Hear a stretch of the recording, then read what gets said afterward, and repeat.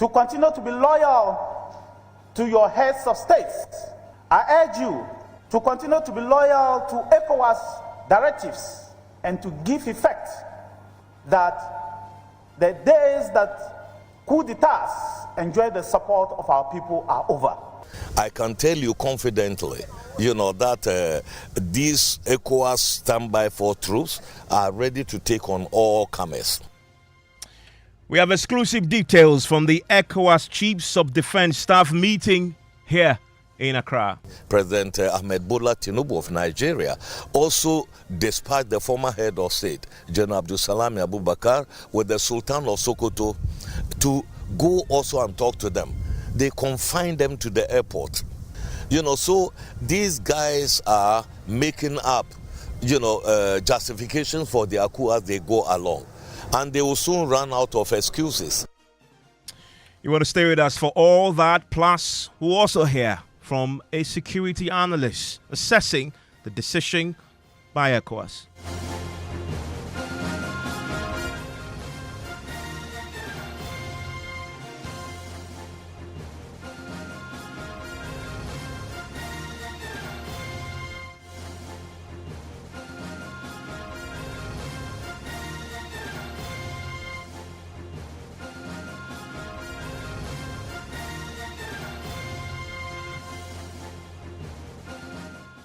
This is Top Story with Evans Mensah.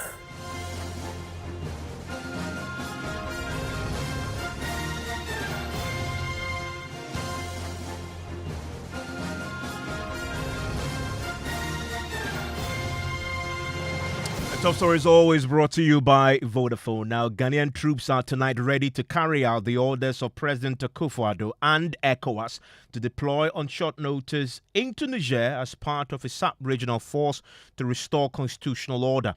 The Chiefs of Defense Staff of ECOWAS today wrapped up their plan of attack and are now on standby. Ghana's Defense Minister Dominic Neto gave a rousing speech galvanizing the military chiefs to fully carry out the orders of their presidents.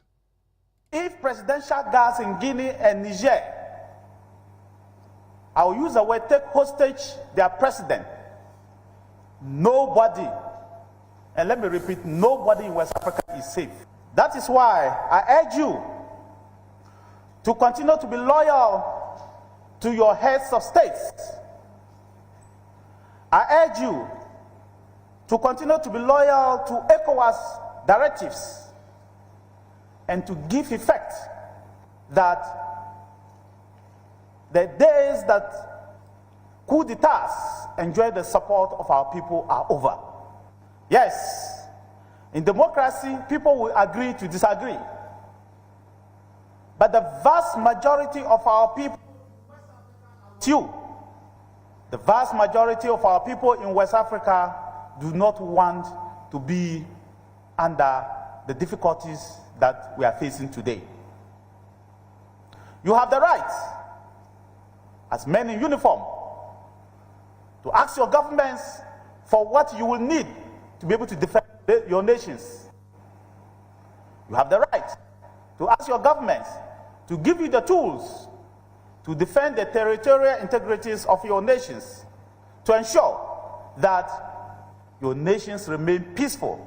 You have the right to ensure that your people choose your leaders in a free and fair manner. But the world will disagree. ECOWAS will disagree. The people of ECOWAS will disagree when you choose, or people under you choose, to take hostage the people that your constitution gives power to. And that's our Defense Minister, Dominic Neto, there, obviously giving us a good sense of where we are as far as the ECOWAS is concerned, but also Ghana specifically playing host to this meeting today. But the ECOWAS Commissioner for Political Affairs, Peace and Security, Dr. Abdel Fattah Musa, also has been giving us some exclusive details of the troops' readiness to invade Niger and restore constitutional rule. He spoke to head of our Foreign Affairs Desk, Blaise Soga. Determination. you could see unity of purpose among our military chiefs, the chiefs of defense staff, all very determined, and they are just putting the final touches to their operational plans and then get our troops ready. This is more or less a bit like a pledging. Meeting, because the concept of operation is already ready. It's ready.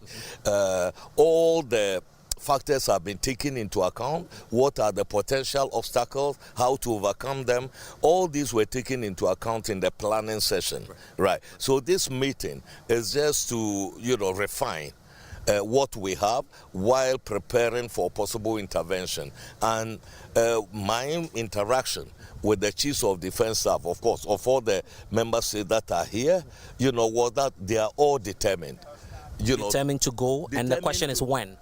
Not when, I'm not going to tell you, because because that's an operational secret. When you tell them we are going to start marching tomorrow, then you give them advance notice, to defend. So we know when the military could go in, and up till now, there are diplomatic overtures from ECOWAS, from other, whaling partners and others. We are giving diplomacy maximum opportunity, to succeed. What we are saying is that if that fails, there is this other option. And this is what we are doing, and we are not letting off, despite the fake news and then the misinformation. And I believe the fake news you're talking about is the fact that you do not have African Union support and the support from the United Nations, correct? That is all, with the African Union, that is also fake news. Has anybody read the communique of the African Union Peace and Security Council? I was there, participated, in it. What you are hearing. Yeah, of course, when you have a situation like this, you are going to have different opinions. What matters is what comes out of the communique. So everybody should wait for the communique. And then you realize that the African Union Peace and Security Council supports all the measures being taken by ECOWAS to restore constitutional order. They've condemned it, and many of them are even calling for the suspension of Niger. Ambassador Fatou, are you mindful of the possible implication for the sub-region? Mali, Burkina Faso have said that they would, support the Nigerian junta if you decide to go in. Are you mindful of a possibility of a full-blown war? We are very mindful of that, and in the planning phase, all these factors were taken into account. I can tell you confidently, that these ECOWAS standby for troops are ready to take on all comers. This is what I will tell you.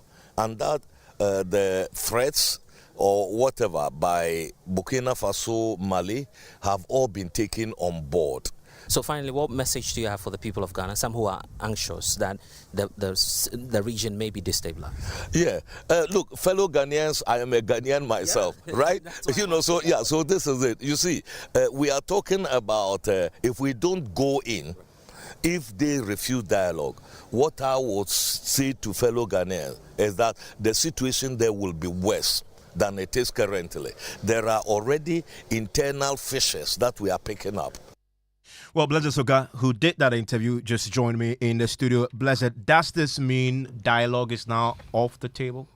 Not completely, but looking at the disposition from this Aboriginal body, ECOWAS, it does appear that they are inching closer to exhausting all of the diplomatic efforts. And that's why the word being used by Ambassador Fatou is that there are some diplomatic overtures. And once that goes off the table, the next move will be to activate this force. And that's why the meeting here in Accra is crucial, because after tomorrow, we will know if indeed these chiefs of defense staff are indeed going ahead with the deployment. And we had Dominic Neetu there pointing out that the military must be loyal, those were his words, must be loyal to their heads of state, i.e. supporting the deployment of their team. But here's what we need to know, that the reason for which ECOWAS says it is adopting this approach is because Ambassador Fatou is now disclosing to us how the military regime in Niger repelled them, quote and unquote, when they extended the olive branch to engage them.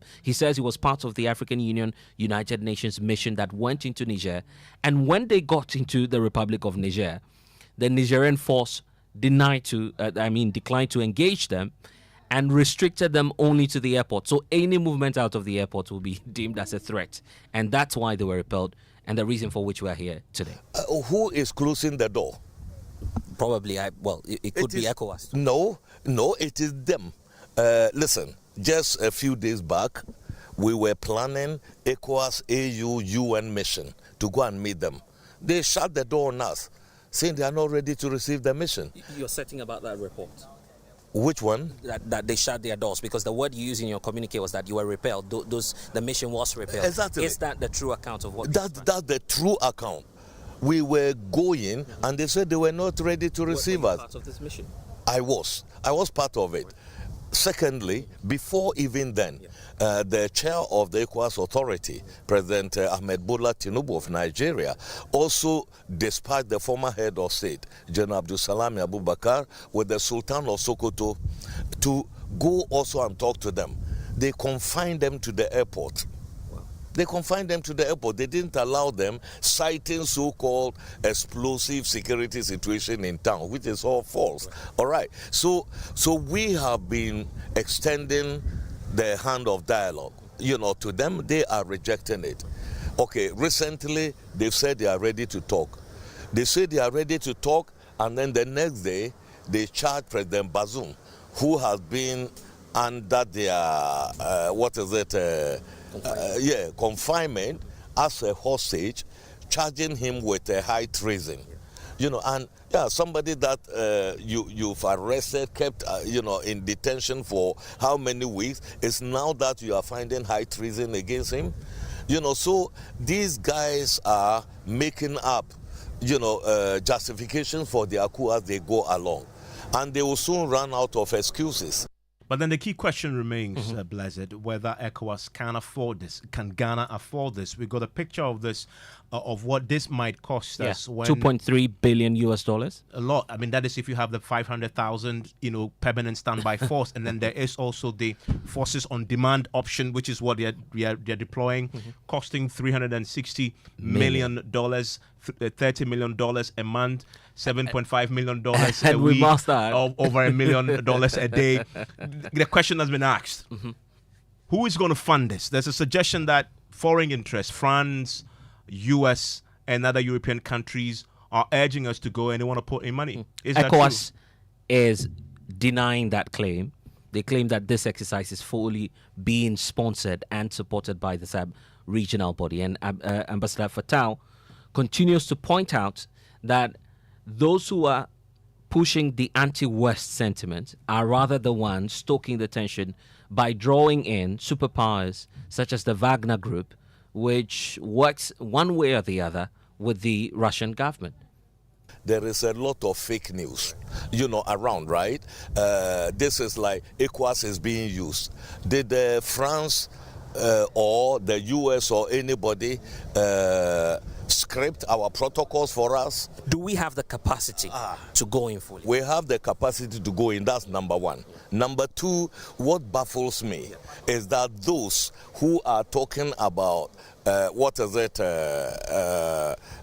being teleguided by the West are those who are also promoting Russia. We are in a multipolar environment, and we are running around from the frying pan to the fire.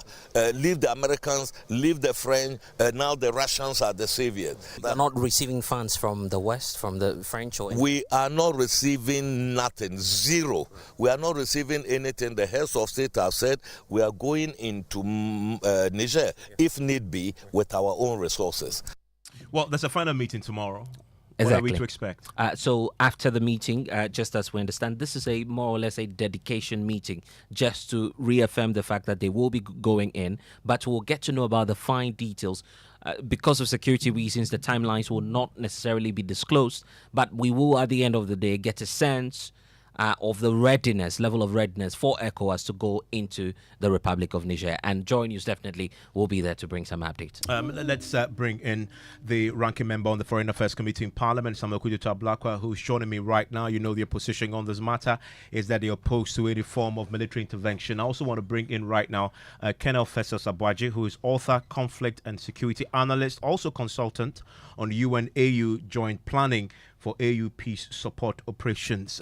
Colonel, thanks for your time here on Top Story. So the plan appears to be ready. As you've just heard there, they are ready to deploy on short notice. This is what you said the chiefs are capable of doing, and appears they've done so. No, they haven't done so. Okay, thanks for having me. This planning is only half of a day today, and then continues tomorrow.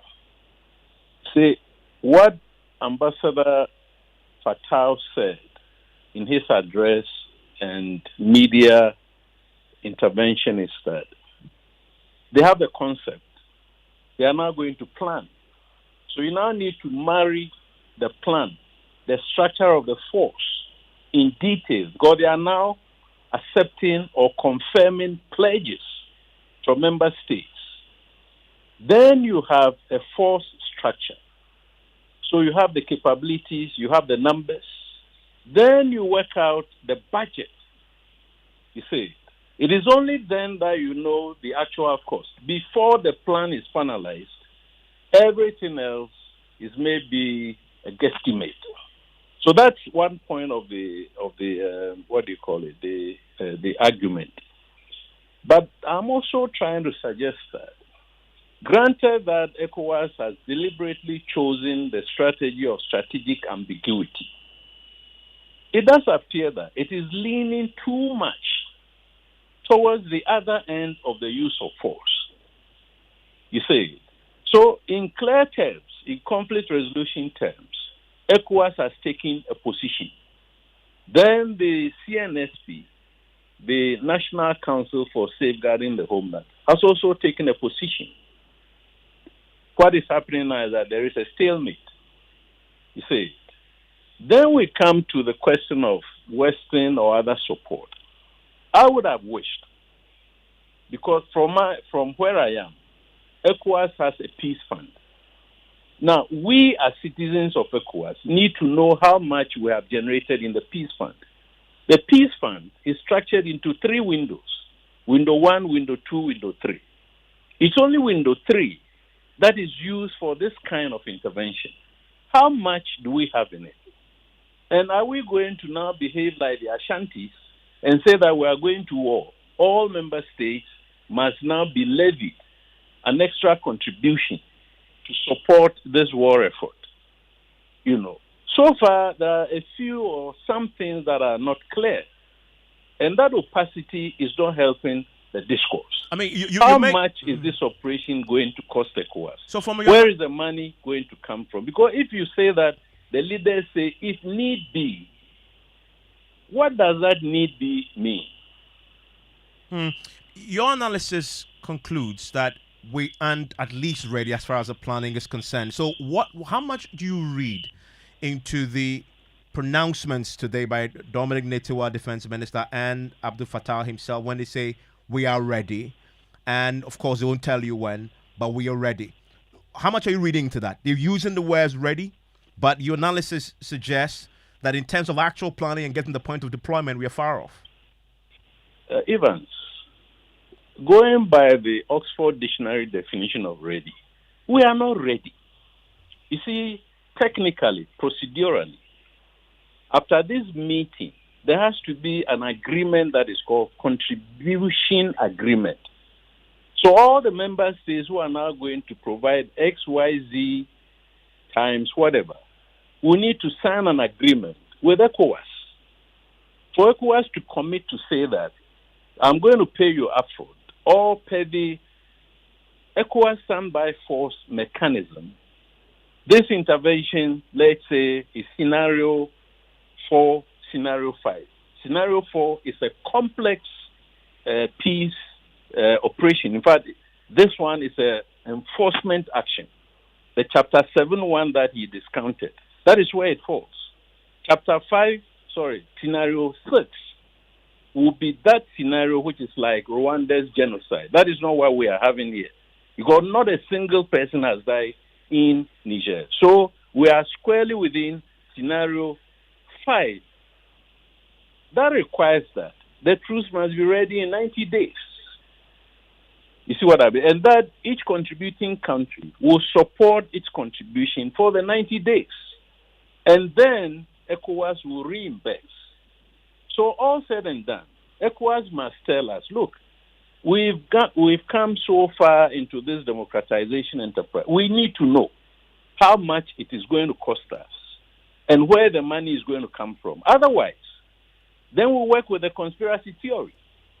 Because it is open knowledge that some telephone calls had been exchanged between Western leaders and Abuja. But that is a fact. But he's categorical that hasn't happened, and they are going alone. No, of course, you don't expect any such leader.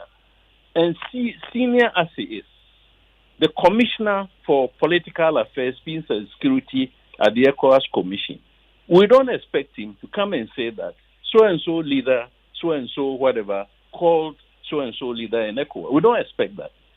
But the calls have been made, gestures have been offered, and our countries are taking position. The Lusophone countries, Guinea-Bissau, Cape Verde, says that we are not going to be part of it. So it's now an Anglophone, Francophone matter. In the next few days, maybe we'll hear that one or two others are saying that, okay, we now withdraw, we're not going to participate directly at that kind of stuff. The numbers also matter. I mean, countries like, with due respect to them, the Gambia and Sierra Leone, yes, they have pledged, but how much are they going to contribute? And I'm suggesting that in military terms, if you contribute a company, that company cannot operate independently. So you now need to affiliate that company to another national contingent. You see, all of these calculations are being worked out. The plan itself is not ready. So the way you made a statement, the plan will include what I call the obstacles that we call the risks and the freedoms. Well, I heard him today say they've considered the risk as well. They will tell them that we can go to Niger per this plan A, plan B, plan C. Plan A will follow this and that risk, so and so and so. And the political leaders need to accept those risks. Look, it goes as far as to estimate the percentage of casualties to the military forces. And in military operations, anything beyond 15% of the force dying is not acceptable.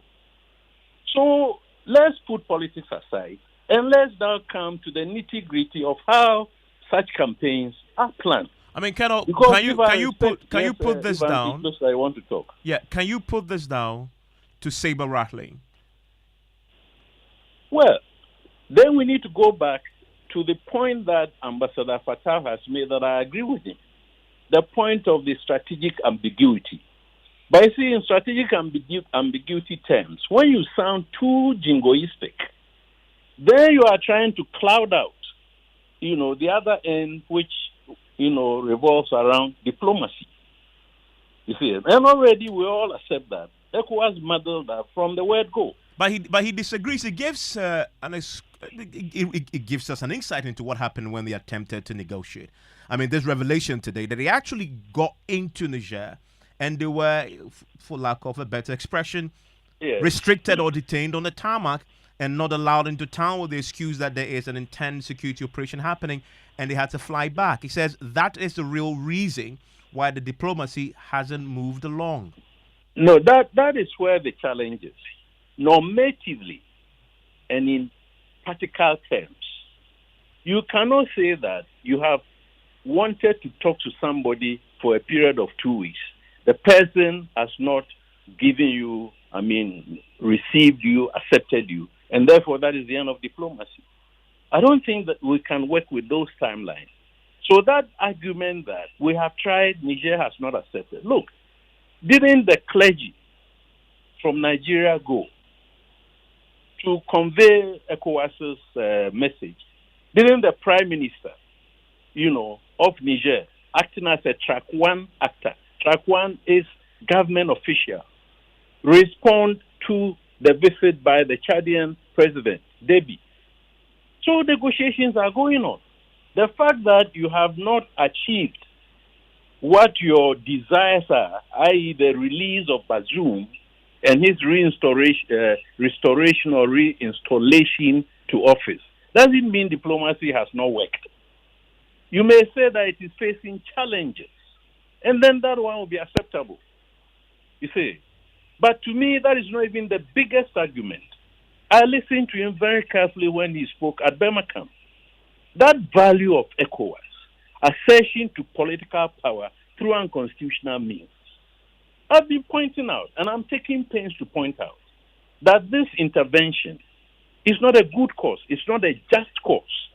Because 4 of the heads of states acceded to power through unconstitutional means.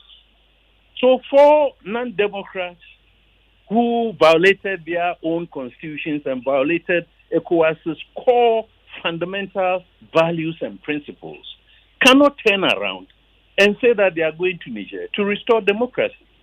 It's not a just cause. A just cause is one that is based on principle, and indeed I have had occasion to say that war is immoral. So there's a moral argument about any war, any campaign. And when you go into Niger, as lawyers say, he who comes with equity must come with clean hands. And those going to Niger don't have clean hands. Some of them don't have clean hands. So let's focus more on the diplomatic option, which in practice will mean that there is likely to be some exit plan involving a composite civilian military administration that then transitions to elections with or without constitutional reforms. And then there is a new president. Well, Kenneth versus Abaji, thank you very much. And on the day when we had a lot of rousing, galvanizing speeches from both Defense Minister and the ECOWAS chiefs as he addressed the security chiefs from the SAP region. We're looking forward to tomorrow when this will close, and we expect to communicate from the chiefs of defense staff from ECOWAS on this.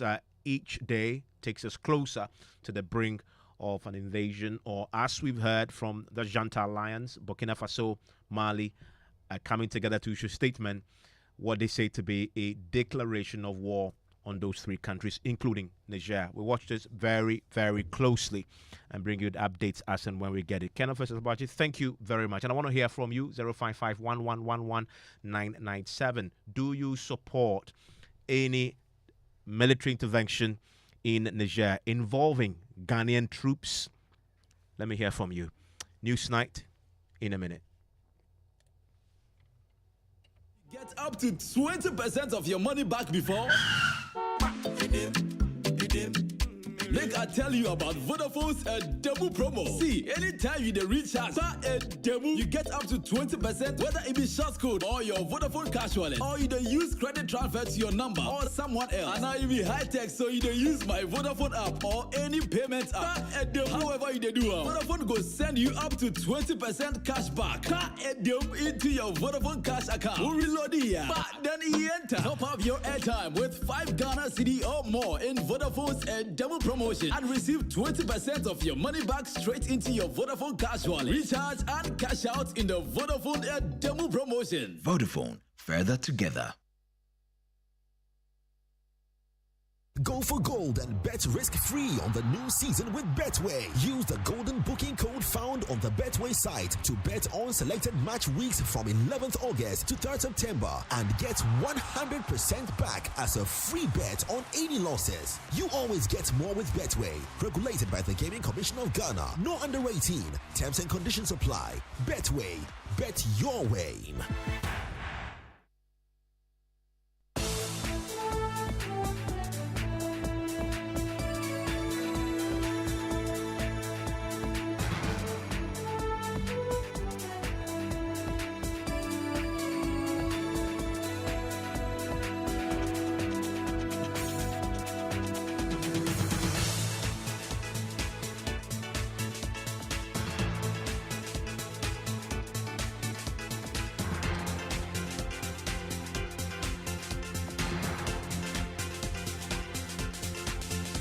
In the next 60 minutes here on Newsnight, EC chairperson accuses Parliament of undermining the Commission's efforts at organising credible elections. We tell you why. As a Commission, we find it unfortunate that our efforts to strengthen the credibility and integrity of our voters' register, and by extension, our elections, by the introduction of the draft CEI, did not receive the support of Parliament. Details as the Electoral Commission reluctantly proceeds to register new voters and organise district-level elections with existing constitutional instruments. Leaves us with no option than to rely on the current CEI with its inherent challenges to conduct a voters' registration exercise until such time as the NIA would become fully operational. Also tonight, Special Prosecutor reveals in court details of the arrest and bail of husband of former Sanitation Minister Cecilia Dapa in connection with that $1 million found in her house. We have details from the court as the OSP makes a final push to confirm the freezing of her accounts in business. LPG marketers fear prices could be going up again at the end of this month because of current developments on the international market. And in sports, Ghana Athletics president advocates $500,000 annual funding to guarantee medals in Olympic Games. And then later, as the clock ticks towards military intervention in Niger, details are emerging of how the military junta there is enjoying overwhelming support from the people amidst the tightening of ECOWAS sanctions. 24-hour electricity in this country, people are crying. Now that the power went off, all the time people are jubilating. So you see that there is a difference. We take you to Niger tonight on the day the ECOWAS security chiefs met in Accra to put final plans in place for deployment.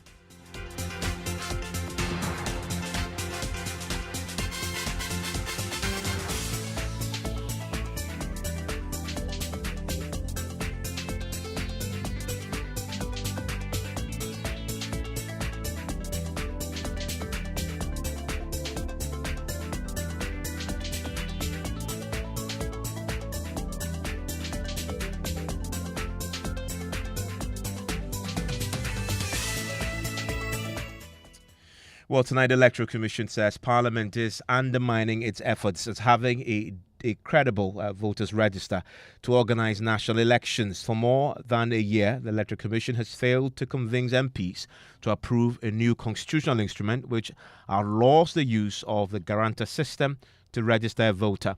Now, in its place, the Electoral Commission proposes to use the Ghana card as a sole identity document to register a voter. In the rare bipartisan move, both the MPP and NDC MPs rejected this proposal, recommending to the EC to maintain the guarantor system, a position the EC has disagreed with and has refused to comply with, maintaining its draft CI. My colleague Kweku Asante joins me with details from this news conference organised by the Electoral Commission today. Kweku, first, the EC chairperson starts her address by attacking the guarantor system and its flaws. Tell us more. Yes, Evans, the Electoral Commissioner, Madam Jean Mensah, starts her address to the media today by talking about how challenging it has been since 2020 to clear out the names of persons who are not eligible to register as voters, but who found themselves on the voters register. She says that about 150,000 of such names, 40,000, I beg your pardon, of foreigners, minors were reported and challenged at a place of registration.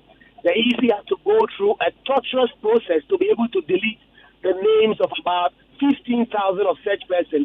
She believes that in the past elections, for instance, the 2008 election, where the margin between the winner and the first runner-up was so close, it is not appropriate that these many people who are alleged to be foreigners are found on Ghana's register. And so she goes in just into this allegation or this claim that the Electoral Commission makes, that there are so many foreigners and minors who are using the route of guarantor system to get onto the register. And then there was a fundamental question following what we know has happened in Parliament with this bipartisan support. We don't know yet whether the EC will listen to that recommendation of Parliament to include the guarantor system in the new CI. You asked that question. What did she say? Yes, Madam Jean Mensah was categorical that they've heard from Parliament, but they do not believe this is something that they can work with. On the 31st of March this year, members of both the minority and the majority came together, agreed, and signed on to a document which was actually signed by the Speaker of Parliament as a committee of the whole report, recommending to the Electoral Commission that they add the guarantor system to the proposed constitutional instrument. According to Madam Jean Mensah, they've heard from MPs, but they believe that adding the guarantor system will continue to make Ghana's election system flawed. And so that is not something that they're going to work with at all. Tell us about Jean Mensah's claim that Parliament is undermining their efforts to organize these credible elections. How so? In fact, Madam Jean Mensah says that over the years, the Electoral Commission has been taking a lot of steps to try and rein in such practices that undermines Ghana's election. It is her expectation that MPs would have bought into this idea, this claim that they've made, that if you take out the guarantor system and you approve this new CI for us, we can take off minors, we can take off foreigners from engaging in voting. But Parliament has not done so. And so she actually goes on to say that Parliament passed LI 2111, which is the NIA law, which actually made the Ghana card a sole identity document to confirm anybody's claim to be a citizen. So she does not understand why Parliament will pass that law on one hand and refuse to approve of the new CI. We must emphasize that the EC does not need Parliament, strictly speaking, to approve the CI. It just has to be laid. But because the Electoral Commission does not have a voice on the floor of the House, they would have to lay the CI normally through the majority leader.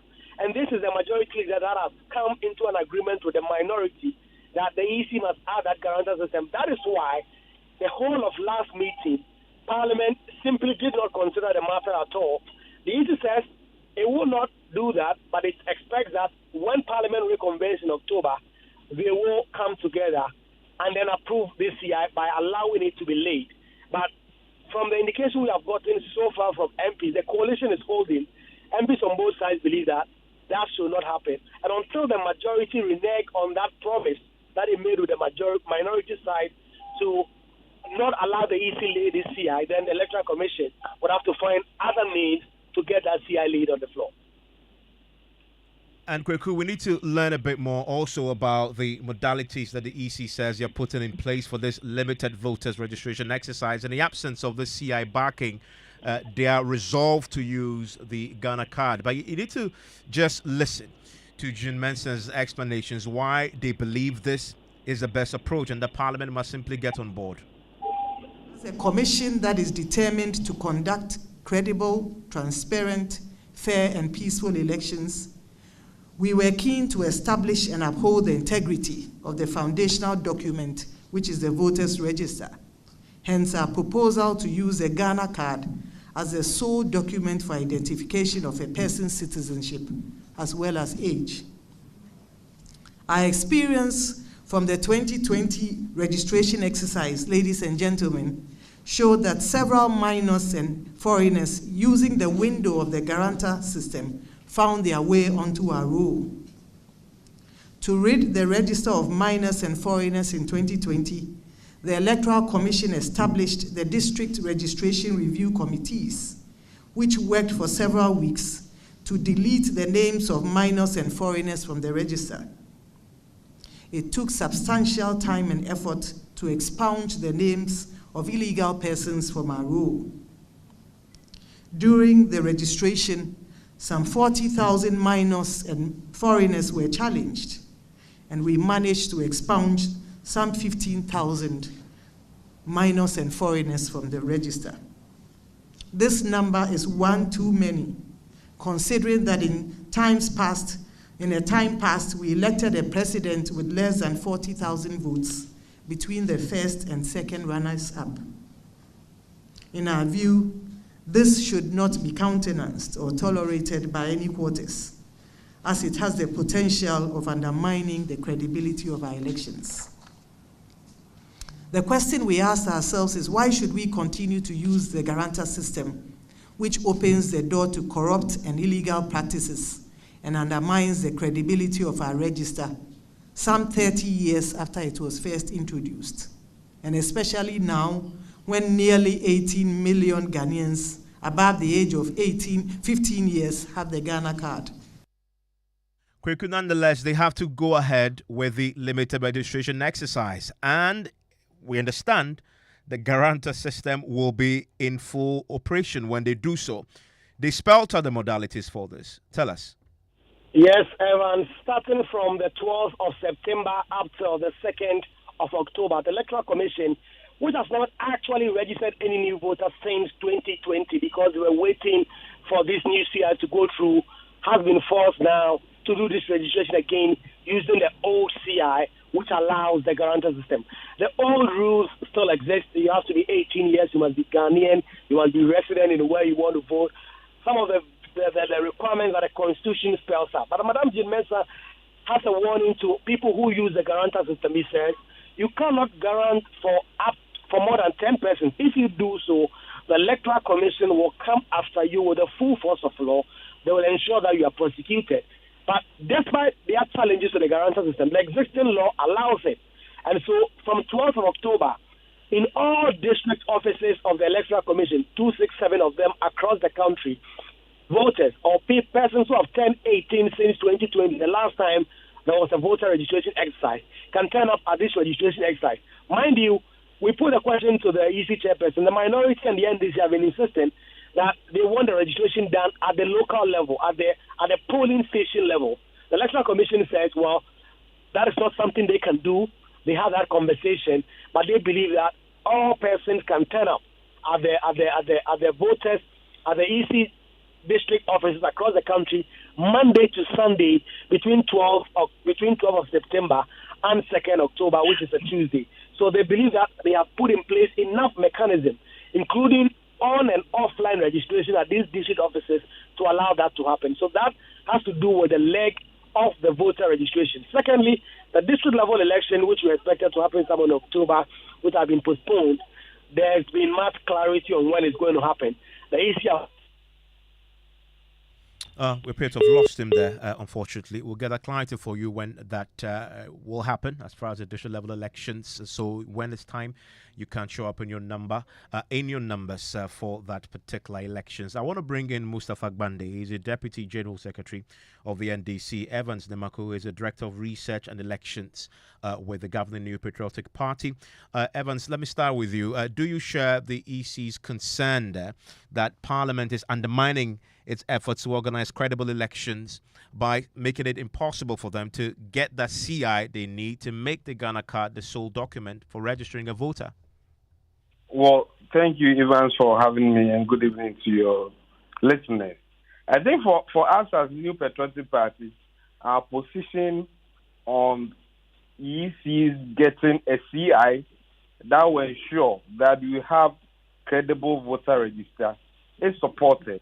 And so we have openly stated categorically that we support the CI that is to be laid in Parliament to make the national identification card the sole means of identification to enable people who have age to enroll onto the electoral roll. I heard Madam right when she said that after every registration exercise, political parties and the EC have had to sit to review a number of challenges bordering on issues of minors getting onto the register as well as non-Ghanaians. And so it is important that even though we moved from the CI 91 to CI 126, there have still been challenges as respect to the guarantor system. But it is strange that when you look into the CI 91, where an individual could guarantee for 5 people, when CI 126 was introduced, an individual could guarantee for 10 people. And we are all saying that there's always a problem with the guarantor system. And so Parliament must do the needful and help us in getting a register that is not infested with these kind of problems. And Mustafa, you surely support any intervention that will ensure that the register, if compiled, is clean. And as you've heard the MPP's Director of Elections say, Parliament must join in ensuring a clean, free, fair elections. Do I take it then that you agree and your members of parliament also come to the table to get the CI along the line passed for the EC to go ahead?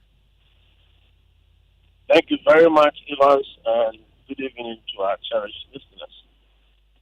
The NDC on any day will support any process, procedure, activity of the Electoral Commission that will give Ghanaians a credible election.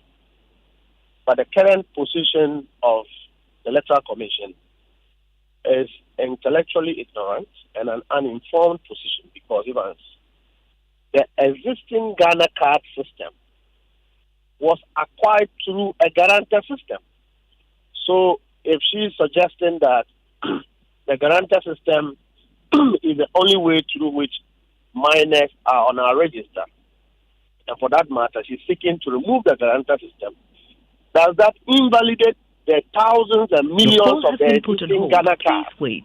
Your call acquired has been through put on guarantor hold. system? Please wait. Hello? Apologies there. Please proceed. Hello? Yes, Mustafa, I can hear Hello? you. Hello, Mustafa. Yes. Evans, can you hear me? I can, yes. And so our position is that leave Ghanaians who qualify to vote, they should be given the opportunity to vote. Here is a woman who is asking a person who is, say, in Binduri constituency, who has several kilometers to cover to get to her district capital, should on his or her own go and register at the district capital. Mind you, the EC have backlog of registration it has not done in the last 3 years. So if the numbers go up between 8 o'clock, 5 p.m. and they don't finish, will the EC provide accommodation for these people? What she's simply doing is a voter suppression agenda aimed at disenfranchising Ghanaians by making the exercise very expensive, which outrightly discourages a lot of people who are desirous, who by law are expected to acquire a voter registration card to vote, deny them from voting. That is what she's doing. She's making the exercise very expensive. Forget Accra. Go to the north. Go to Ashanti region. People would have to travel several kilometers to get to their district capital. Bad road network. How are they going to come? You see, so even clearly, if there is anybody that is a threat to transparent processes, it is a behavior posturing of the current electoral commissioner and the commission itself, and that we call on them to abandon the appetite of trying to suppress the voter register, abandon the appetite of trying to rig elections, and uphold transparent, truly transparent processes that will ensure that any Ghanaian who would like to vote is given an opportunity to vote. Mustafa, you use the word rigged elections. The EC is using legitimate legal processes to get a CI approved. That certainly cannot amount to an attempt to rig the elections. Your members of parliament have a say in that process. Well, Evans, what is legitimate call has been put on hold. about Please wait. what is legitimate about failing to undertake your constitutional exercise in the last 3 years? That she is expected by law to undertake what we call continuous registration. She has not done so. There's a backlog of people who have not been able to register. And so if you are undertaking that exercise under such very difficult economic excruciating condition, you are asking an individual who has to register should be traveling from a village to a district capital when in fact you are supposed to decentralize the exercise to the doorsteps of Ghanaian. You are failing to do that. What is legitimate about that? Yeah, but the legitimacy of this is that there's a constitutionally laid down procedure for getting these amendments and the CIs in, which is exactly what she's doing. It is a very transparent process. But even parliamentarians, both sides of the House, have advised that given the circumstances under which we find ourselves, even you remember that the law that establishes the Ghana card itself allows foreigners to acquire Ghana card. And so when public officials incompetently and negligently do their work, should the ordinary Ghanaian suffer for it? And Mustafa, let me bring in Evans Nemako on the question you raised about the position of Parliament. And Evans, your own members of parliament, we saw, came around to the consensus that the inclusion of the guarantor system is important. And so there was an amendment that was proposed, signed off by both your members of parliament and the NDC. Isn't that a clear indication that even at a parliamentary level, the attempt to use the Ghana card as a sole identity document is one that isn't acceptable to both sides, including your own side? Hello, Evans. Yes. Yes, if I heard you well, that the New Patriotic Party... Your members of parliament. Members of parliament, there has never been any such communication. I mean, in terms of parliamentary proceedings, we've never seen anything like that, where the 137 members of the New Patriotic Party will sign against the EC's prepared CI to be laid in parliament. We've never supported anything of that sort. Well, that's why the EC chairperson is complaining tonight, that the entire parliamentary house is frustrating her process. The party has always been that in order that we do not go through the difficulty of reviewing every registration exercise, challenges over minority issues and non-citizens, let us have a more foolproof arrangement, i.e. the NIA, which guarantees more of credibility. Mustafa is mentioning the issue that when you are acquiring the NIA, there's even arrangement that you could use the guarantor system to secure the NIA. The procedure of using the guarantor system under NIA is not the same as applied by the EC. So you shouldn't compare the oranges and apple arrangement. What happens under the NIA is that a family member will have to swear an oath before a commissioner for oath, and that in case it's found out that that person is not giving the right information, will go through the consequences of it. That's not the same as happened under the EC system where guarantor system is used. It's been abused every now and then. So it is important that we divorce ourselves from the issue that even the NIA guarantor system is used. Well, Evans Namaku, thank you very much. He's the Director of Research and Elections with the MPP. Mustafa Gbande, a Deputy General Secretary of the NDC also. This matter keeps raging on. The EC obviously not happy that the CI hasn't been passed. Paul Abrampa-Mensah is a Programs Manager at the Center for Democratic Development and also a member of the Coalition of Domestic Election Observers. Paul, how should this be resolved now? You hear the EC now finally coming out to say their attempt and desire to hold clean, credible elections is being frustrated by Parliament. Good evening, Vance. Let me say a very good evening to our listeners. Yes, I believe you have been at the CODIUS meeting severally that we've raised the issue of manipulation of registration system in Ghana. And also among the three processes, phases of the electoral process, the pre-election, the election day, and the post-election phase. It is the pre-election phase that usually record most of the violent cases. And the activity that brings the violent cases is usually the voter registration. It's a fact that we cannot deny that.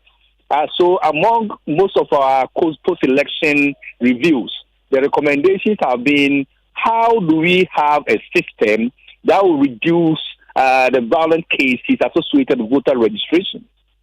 And in fact, in 2016, the post-election CODIUS review, almost all the stakeholders, including both parties,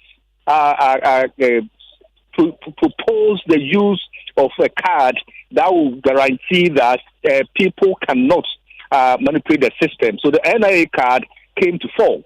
And the condition was that the NIA card and the regulation that establishes the NIA in future is going to be the sole identification card that will be used in the country. So if most of the people in the country, that was the condition, are able to get the NIA card, then we can resort to that in order to reduce the conflict associated with voter registration exercise. So I believe it was on the basis of that the Electoral Commission had its new CI, which is currently before Parliament. So that's the background. So we cannot denounce the fact that voter registration exercise in the country is always anytime the cause of the violence. You can cite so many examples in the last registration, to the extent that a certain member of parliament pulled gun at a polling station, to the extent that people died, and so many cases. Yeah, but Paul, so how do you improve the system was the question. And that's what came up with this suggestion. Yes, the EC suggestion is then use the Ghana card as a sole identity document. That CI is currently pending in Parliament, and EC believes it's been frustrated. Is it your position, understanding that Parliament should get it along and have it passed?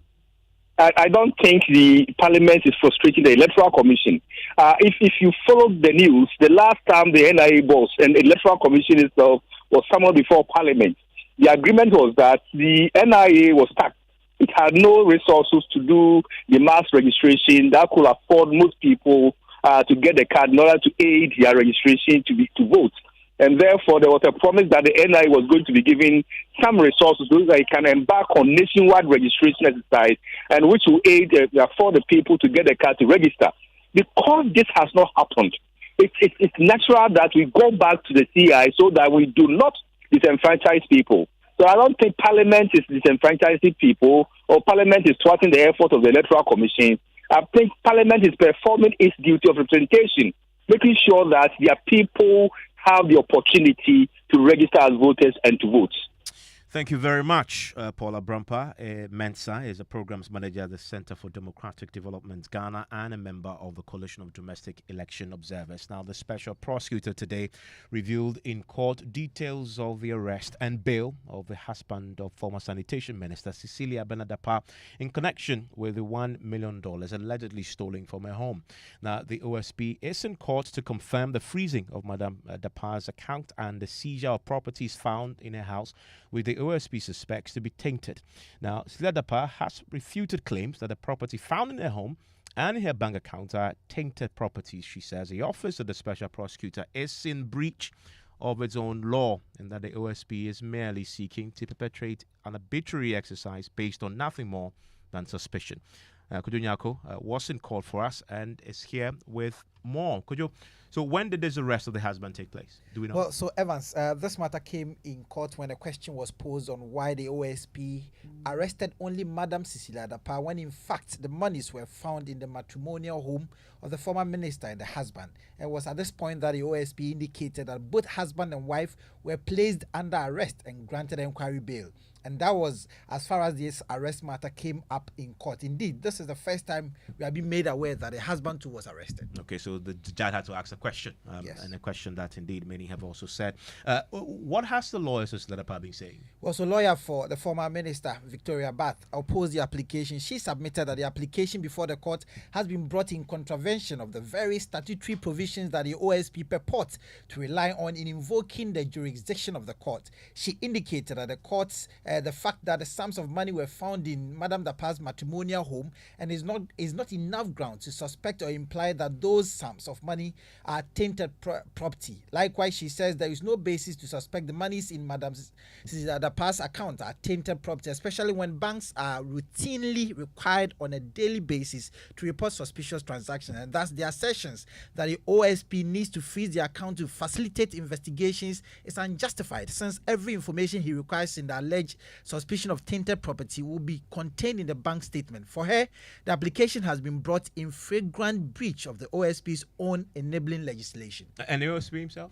Well, the OSP contends that the move is to facilitate the investigation on corruption and corruption-related offences. According to the OSP, Madam Cecilia Dapa has several homes, and the fact also reveals the ownership of the amount of money found in her home and her account remain in dispute, and the sources and origins of the money remain highly doubtful. Hence, the OSP is triggered the investigative processes. In fact, the OSP says on the 24th of July 2023, his office, upon a search conducted at the residence of the former minister, led to the discovery of huge sums of money stacked in the house, consisting of an amount of $590,000 and 2.7 million Ghana cedis. And this was after the OSP says it initiated investigations into the suspected corruption related offenses against the former minister. Okay, so the court will have to rule on this, whether to affirm the seizure and the freezing of the accounts When is this happening? Yeah, so we are back in court on the 31st of August 2023 for the ruling of this application filed by the OSP. Okay, Kojo, thank you very much. It's still live here on Newsnight. It's on Joy 99.7 FM after business as the clock ticks towards a military intervention in Niger. Details are emerging, pointing to the military junta's enjoyment of overwhelming support from the people amidst tightening of ECOWAS sanctions. Details of that will take you to Niger also, just to get a picture there on the day when the security chiefs of ECOWAS met in Accra to draw up the final plan. George Raffa is here with details from business. Hello, George. Hi, Evans. And coming up, LPG marketers fear prices could be increased again at the end of this month because of current developments on the international market. And government touts effectiveness of gold for oil program despite substantial hikes in fuel prices at the pumps this week. The business news on Newsnight. It's brought to you by MTN Business. Welcome to the new world of business. Allianz Life and Ghana Pay. When you want to eat, just Momo it. Tired of the long queues in the supermarket? Pay with Momo. When you really want that beautiful new blouse, just Momo it. When you want to get a trim and get fresh to impress you know who, just Momo it. When you need to pay your utility bills and domestic staff, Shani Momo. When you want to send love to the family back home, send some Momo.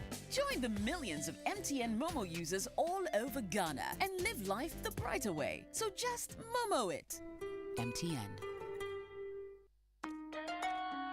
Son, we are so proud of you for setting up this hospital. I really love those hospital beds and waiting chairs. By the way, did you import them? No, Dad, I didn't. I actually got them from Kindle Books and Stationery right here in Ghana. Wow. We also bought our office supplies, safes, executive desks and chairs from Kingdom, and they gave us expert advice on how to set up our office. Guys, that makes 3 of us. I also got our sofa and bedroom sets, plus our dining hall furniture for our new home from Kingdom. Wow, Mom, that makes 4 of us. I usually get my stationery items from Kingdom. And my teacher also mentioned that our classroom furniture was provided by Kingdom. So there you have it. Whenever you're thinking about setting up an office or acquiring furniture for your home, etc., Kingdom Books and Stationery should be your first point of call. With over 40 years experience in the industry, we stock and supply a wide variety of globally sourced office and home furniture, stationery and equipment. Visit our head office, Osu Akwaje, or our office near the Osu Stadium. We're also in Tema Community 1, opposite Olam SHS, Kumasi KNUST campus, UCC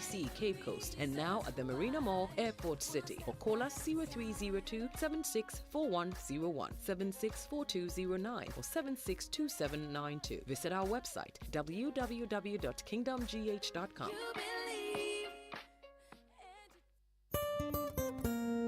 No matter your water needs, Syntex has it all. Syntex tank was first to introduce double layer tank, and now you can have as many layers as you want. Syntex tank was first to introduce white inner layer tanks in Ghana, and now introduces the customer specs order, which will let you order any color and size you want. Syntex tanks gives you the biggest warranty of 7 years, which no other tank gives you. So whatever your water consumption, size of project, or demand, choose Syntex tank. Syntex tank, stress-free. Syntex tank, reliable. Syntex tank, maximum guarantee. Call 0244 335 168, Kumasi 0505 555 666, or visit syntexgh.com. Syntex tank, a strong, a tough.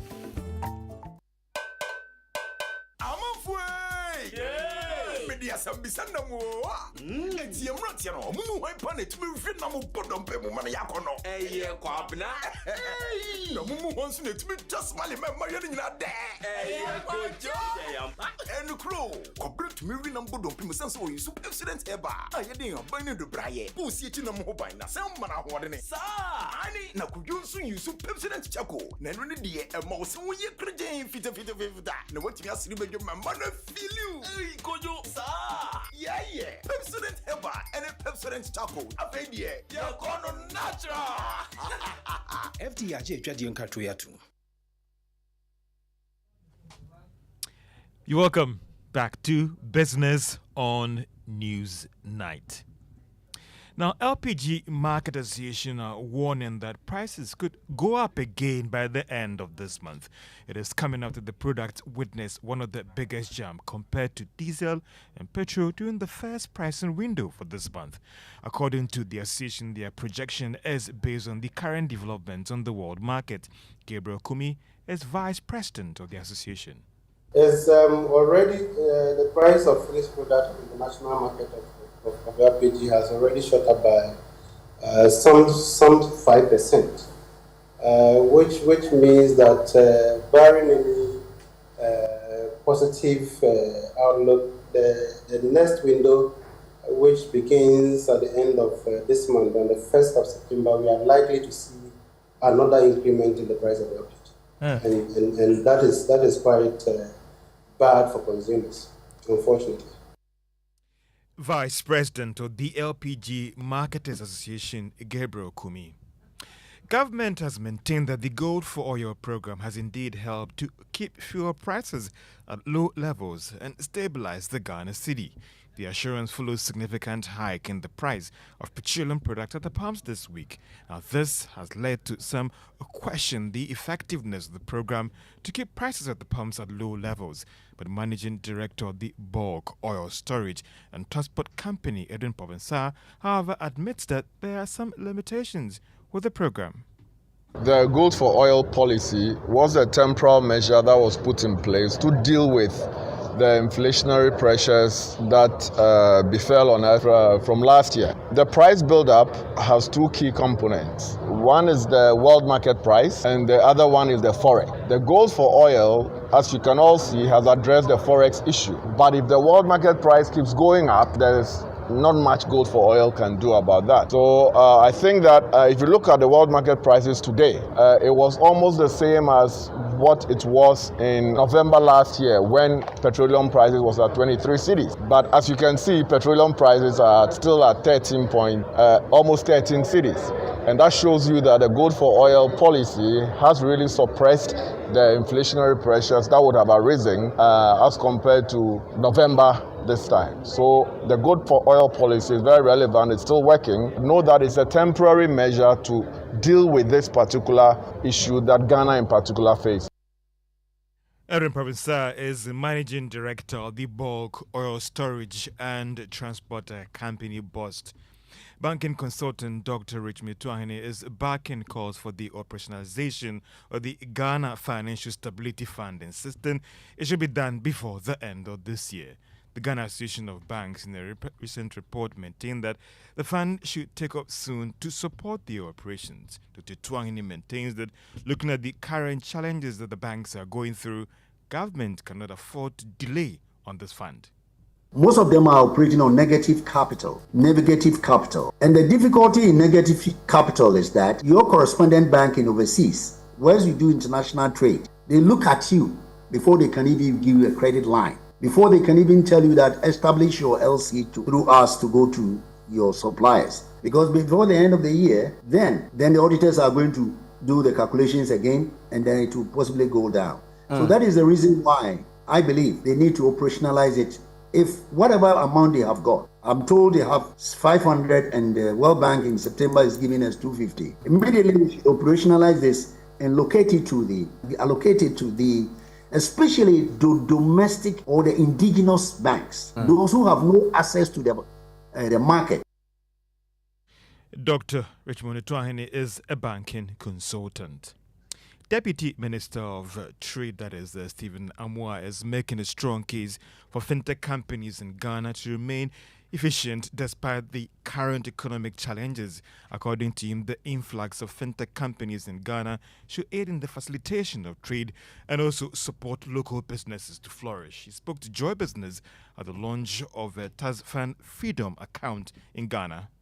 It's a new system they are bringing here. We all hope for the best. We all want to cooperate and support them. But of course, it's going to be a huge jump for traders in Ghana here. We are doing our best as a country to enhance export because we are an import-driven economy. Something that has basically destroyed our fiber as a country in terms of job creation, in terms of stability of our currency, in terms of even producing our own country and exporting. And these are some of the challenges. It wouldn't solve all the problems, but I think it's a step in the right direction. Stephen Amoa is Deputy Minister for Trade and Industry, speaking at the launch of Transfer Freedom account here in Ghana. And Evans, tonight we're still continuing the conversation about the state of Ghana's food security. Indeed, and we've been talking about this on PM Express on Monday when we went to the market, obviously because of what we're seeing in the inflationary figures put out by the Statistical Service, with points to food inflation being its biggest contributor. 55% of that is down to it. You exploring this a bit more tonight. So looking at the Ghana food security situation, engaging the minister, that's the Deputy Minister of Agri, Yafrin Bonado. What is government doing right now to deal with the situation, and what's the stake or the situation when it comes to our reserves and buffer stock as a country to deal with this challenge, looking at what is happening on the international market? It's at 9 p.m. on Joy News Channel and also all our social media channels. We can wait for that. George, thank you very much. And you are live here on Newsnight on Joy 99.7 FM. A few of your messages now on our WhatsApp console. Good evening. In fact, they prosecute former. Said in fact they have to prosecute a former sanitation minister, and that's a view from Agonu there on that subject. Also, this one from Nana Kwamwa says, I'm yet to be convinced by the NDC's argument and why they think the implementation of the Ghana card as a sole document for voter registration is not the way to go. Mustafa Gbande's argument, he says, is flawed. And a final one says, still on the EC subject, the EC said the old register was bloated and that there is a need for a new one to aid our electoral processes. Now the EC is pushing for the Ghana card to be used as a sole identification card in the upcoming electoral process. What then becomes of the new voters' ID cards? Well, the EC has explained that it doesn't invalidate that card. You're live on Newsnight. My name is Evans Mensah. Now, the Bank of Ghana is tonight fighting off value for money claims and questions being asked by the NDC minority in Parliament regarding its decision to spend $250 million to build a new office. The ranking member on Parliament's Foreign Affairs Committee, Samuel Okudita-Blakwa, had alleged numerous procurement breaches in the awarding of the contract. Philip Abradu Otu is the Director of Research at the Central Bank and joins us on the line right now. Thank you very much, Mr. Abradu, for your time here on Newsnight. Will you call me with another line? Well, apologies for that. We'll try and rectify that pretty quickly and then get his thoughts on the issues. And as we've heard tonight from the minority already on that subject, they're raising a number of issues, procurement breaches. They talk about restrictive tendering, which they've questioned, and also the spending of $250 million on that property. Thank you very much again. You can hear me okay? Hello? Philip Abadotu, can you hear me? Yes, I can hear you. Fantastic. I mean, do you accept, as a minority allege, that $250 million on that office is not value for money? Is this Evans? Yes, it is. No, Evans. See, let me start by sharing with you what I know candidly about this project. The first thing is I don't think the BOG has broken any public procurement law. I think the necessary public procurement approvals were obtained at every stage of the project. This project, if my memory serves me right, started as far back as I think even before the COVID-19 began. And the necessary appropriations have been made over the past year when the Bank of Ghana made significant profits. So these things have been appropriated for, and the quest for a new head office, if my mind also serves me right on this, started back in 2012 or even earlier. The full details of the components of this specialized central bank HQ, when I say HQ, I mean headquarters, which is in line with international standards, will be made public soon and at the appropriate time. When you say full details, are you also referring to how much exactly it's costing us? Well, see, when the full details is put out there, of course, all these things will be included, and the jury out there for all to see. I mean, the Bank of Ghana has had the numbers being bandied about for at least 2 weeks now. As of tonight, you still don't have clarity on these numbers. The full details are coming out soon, Evans, as I indicated. Every component, every step of the way, all these documents are going to be put out. And when it's done, you can then go through sift documents and decide for you what has happened along the way. But do you know if one, it cost us $250 million? If two, there were variations that took the figure significantly to that particular amount, because the minority had alleged that there were significant variations that increased it from around 80 to the 200 we currently have. I don't want to go into that, but as I stated, the full details will be made known to the public very soon. Very, very soon. The full details are going to be made public. Why did the central bank choose a restricted tendering process when indeed a more open process, a more competitive process would have yielded proper value for money and saved some money or so for you in the process of building your office? Again, look, I think the necessary public procurement approvals were obtained at every stage of the project. Yeah, I'm asking why restrictive tendering? And when all these things are put out, the public will get to know the full details. When should we expect the full details to be published? It's very dangerous to put timelines to things, but I think it's going to come out very soon. Very soon. Yeah, very soon. I mean, the minority have put out these numbers today, the allegations today, and this has been out there in the public domain for 2 weeks. Isn't it quite an indictment on the central bank? That we are coming out. I get it, but isn't it quite an indictment on the central bank that even now you still don't have the full details that you can share? We do. I don't think appropriate forum to out all these details. We are coming out with the full details. It's a whole lot of documentation. Fair to say you are now sorting out the documentation to justify the 200. No, we're not. We cannot be sorting out the documentations at this stage. Even let's leave it this way. I think we are coming out very soon with the full details, which is going to be made public. It includes so many other things. I just don't want to just jump the gun at this stage, but this is what I know, and this is what I've put out there candidly, what I know about the entire process. Except that you really haven't put out anything, except to say, wait for the full details. Yes. The full details will be out. Thank you very much. That is Philip Abradotu, is the Director of Research at the Central Bank. Let's do sports now, and I'm beginning to love football because of the amounts of money that people are beginning to enjoy. Last time we saw Neymar, and also, oh, goodness me, another reason why I'm beginning to love football a bit more, I love it already, because of what I'm seeing in the Women World Cup. It's amazing. I saw a goal scored by Sam Kerr. Oh my goodness! It was a screamer. England. Yeah. I love football already, but these two reasons, I'm ignoring all other sports. Yeah. Everybody should go and look for that goal. Amazing. It was a goal she scored in the semi-final against England. Australia versus England. Her first game in the tournament. Yes, her first full game.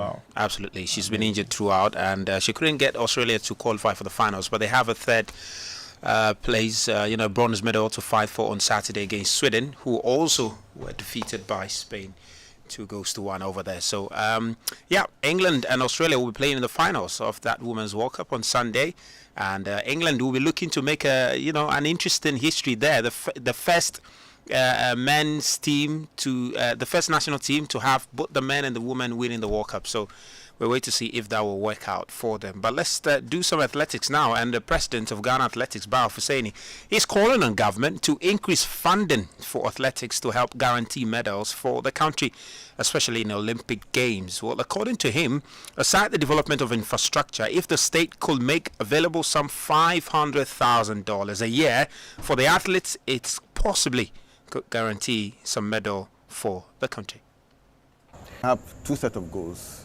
We are praying to go to finals first, so that we'll book our ticket for Barbados next year, world release. Okay. That will also propel us to the Olympic Games. Okay. When we get a ticket to Barbados, then we'll now plan to wear the medal performance. Because our ultimate goal is to be in Paris 2024. So first, we need to go to the finals. After the finals, then we'll plan for the medal. Because if we don't go to the finals, it will be difficult for us to qualify for the Barbados. And if we don't go to Barbados, so it will be difficult for us to go to Paris Olympic Games. So the first thing we are planning to get into is to get to the finals. Well, let's stay on athletics because the World Athletics Championship is just a few days to go, and Ghana's contingent for the championship has arrived in Budapest, Hungary, for the competition. Of course, which is going to start on Saturday, August 19. Now, Team Ghana arrived on Wednesday evening after completing their training camp in France ahead of the championship. Ghana has entered to compete in 3 events: women's long jump, men's 200 meters, and men's 4x100 meter relay. Now, the contingent of 6 athletes comprises Joseph Paul Amwa, James Darcy, Isaac Botio, Edwin Gadayi, Raymond French, and Deborah Aqua. And Ghana's leader of delegation, who's also president of Ghana Athletics, Baaf Husseini, says the team's primary focus is to qualify for the finals of the 4x100 meter relays. The issue is not only the infrastructure, the issue is funding. And we are going to work with the state to get the funding sorted. We have the athletes, we have the coaches. All what we are needing, or what we needed now to get the Olympic medal is just the funding. I said it earlier in a year that if we get between $500,000 in a year for the next 60 years, we are going to bring a medal. Our athletes are just there. What they need is financial support. That's Baaf Husseini there. And well, that's it for sports. Brought to you by Pepsodent Herbal and Chaco. Pepsodent, every smile matters. Thank you very much, Ms. Bao. So, live here on Newsnight on Joy 99.7 FM. Let me take you into the lecture headquarters as we continue our build-up into that NPP Super Delegates Congress tonight. We are focusing on Kennedy Ejapon, that is Central MP, who is vying to become the party's flag bearer for the 2024 elections and is making a case for the party to choose him. Now, Kennedy Ejapon says he's the best person to lead the party because, quote, he has the antidote to the challenges confronting the nation. Samuel Kojo Brace of our political desk has more. I promise this party that I'm going to do a diligent job and make sure we win 2024 election. That was Kennedy Ejapon assuring the MPP that he will win the election 2024 if elected a flag bearer of the party. According to political watchers, Kennedy Ejapon's popularity among many Ghanaians stems from his frankness on various national issues. Ken Ejapon says his campaign message focuses on addressing critical issues facing the nation, particularly the challenge of youth unemployment. As a member of parliament for the past 23 years, I have to admit that the challenge of the government and the successive governments had been unemployment. And therefore, I've taken it upon myself to make sure I reduce unemployment rate in this country. He explains his focus will be to use the agricultural sector to achieve his goal of reducing unemployment. So far, I've visited 180 constituencies, and I've come to realize that we as politicians have done a disservice to the nation. With the arable lands, rivers, sea that God has given to us, that we can cultivate millions of acres and come up with agro-processing industries. I think this is the way to go. Unfortunately, we believe that gold is the ultimate. I think otherwise. I personally believe that cassava is more important than gold. Cassava is a necessity and gold is a luxury. Sugarcane is a necessity and gold is a luxury. Kennedy Japan wants the MPP to vote for him because he is capable of fulfilling every promise he will make to Ghanaians. I want everybody to believe in me, those of you watching, to believe in me that whatever I say, by the grace of God and with good health, I deliver. With experience for the 23 years as a politician and parliamentarian. He is assuring the party he will play by the rules because he is a true party person. I promise to go by the constitution of the party. If anything goes wrong, to seek redress. I will not go outside the constitution to take the law into my own hands. So believe in me that I'm a true party man, and I will not do anything to sabotage the party. As a countdown to the 2024 Special Delegate Congress of the NPP begins, Kennedy Japan says his bid to lead the party is to bring a commitment to addressing the concerns of the Ghanaian populace. For Joy News, I am Samuel Kojo Brace.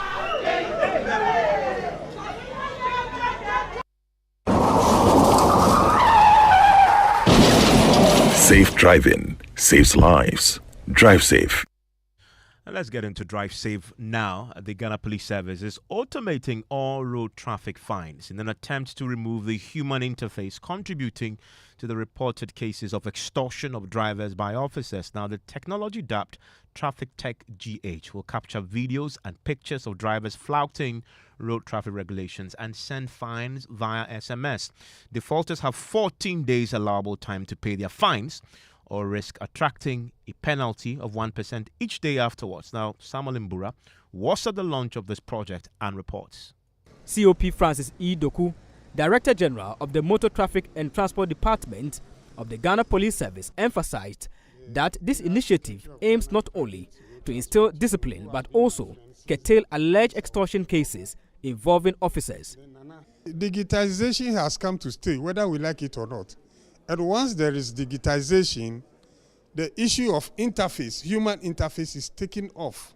And so the police will now be deployed for other equally important duties. And do you think this one will reduce the reported cases of alleged extortion from drivers? My brother, if there is no human interface, of course, these alleged corrupt practices will be eliminated. Driver unions have expressed endorsement, yet their focus lies on the practical implementation of the project. David Aguado speaks for the commercial transport operators. If the police or the Traffic Tech Ghana is going to work, I'll be very happy, because it's not going to leave out we, the commercial drivers, neither the private drivers, neither the politicians. Everybody will be involved. But addressing these concerns, David Safo Adontin, who is the Acting Director General of the National Road Safety Authority, assured that preparations are in place for a smooth execution of the project. We are now talking to the Department of Urban Roads to map up a strategy to see which ones we can strategically mount the cameras on and see how we can ensure constant flow of power or servicing or maintenance. Meanwhile, the Traffic Tech GH project, which is under the Police Invisible Eyes Are Watching initiative, is set to undergo a pilot phase in Accra and Tema before its nationwide rollout. Reporting for Joy News, Samuel Mbura, Accra. And I'm Evans Mensah, live from the studios here at Joy 99.7 FM. Now, spraying machines are crucial for effective farming. However, it is labor intensive, particularly for the elderly. Though there are electric-powered spraying versions on the market, they are imported, they are heavy and expensive. Good news is students of the Sunyani Technical University have come up with a triple-powered spraying machine which is locally made, affordable, and easy to use. Joy News' Kwesi Debra speaks with the developers Theresa Beya and Ali Farida for Tech Thursday. The container, which is made from plastic, weighs almost 3 times less than the imported ones. Again, it's powered by solar, rechargeable battery, and ordinary battery. Characteristics the imported ones can only dream of. You can connect with the solar panel here, it will work. If you don't want to use the solar panel you use the rechargeable batteries, that one too, it will work. And as well as the dry cell. If you want Though there is water inside, but I can still lift it. It's not heavy. And the belt are also tough. It's not like the one in the market with the tiny belt, whereby if you back it, it will be causing pains to your shoulders. This one is having the same capacity as the already existing one in the market. But the difference is this one is lighter as compared to the one in the market. In the sense that this one is made up of plastic. And the weight is 1.5 kilos, and the other one, the already existing one in the market, is 4 kilograms. This one is using lithium-ion battery. That makes it very light in weight. And the one in the market is using lead-acid battery, which makes it very heavier. Reporting for Joy News, Kwesi Deborah.